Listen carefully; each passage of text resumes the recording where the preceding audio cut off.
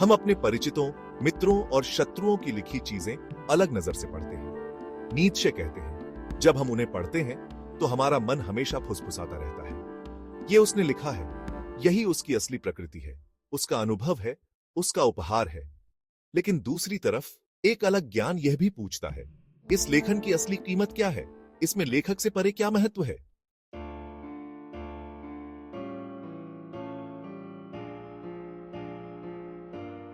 यानी हम एक साथ दो स्तरों पर पढ़ते हैं। एक तरफ हम व्यक्ति को देखते हैं, उसका स्वभाव, उसकी सोच, उसकी कमजोरियां। दूसरी तरफ हम रचना को देखते हैं, उसका ज्ञान, उसकी सच्चाई, उसका असर। और यही दो दृष्टियां आपस में टकराने लगती हैं।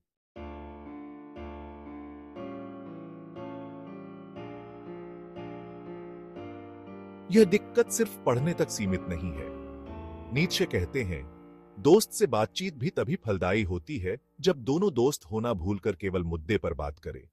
क्योंकि जब तक आप सोचते रहते हैं कि ये मेरा मित्र है, आप सच्चाई से बचते रहते हैं।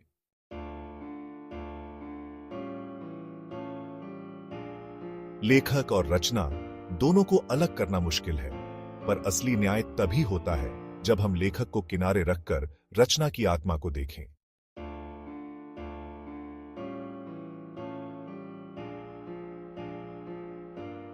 सोचिए, अगर शेक्सपियर का नाटक हम केवल इस नजर से देखें कि शेक्सपियर कौन था, तो क्या हम उस कला को पूरी तरह समझ पाएंगे? कभी नहीं। कला की कसौटी लेखक का नाम नहीं, बल्कि उसका प्रभाव है। सवाल यह है, क्या हम अपने मित्रों, परिवार या दुश्मनों की लिखी बातों को तटस्थ होकर देख पाते हैं, या हमेशा उसके पीछे उनका चेहरा, उनका रिश्ता, हमारी भावनाएं खड़ी रहती हैं?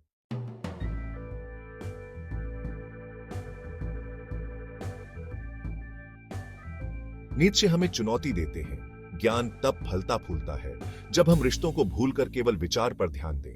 तभी संवाद गहरा होता है, तभी लेखन जीवित होता है।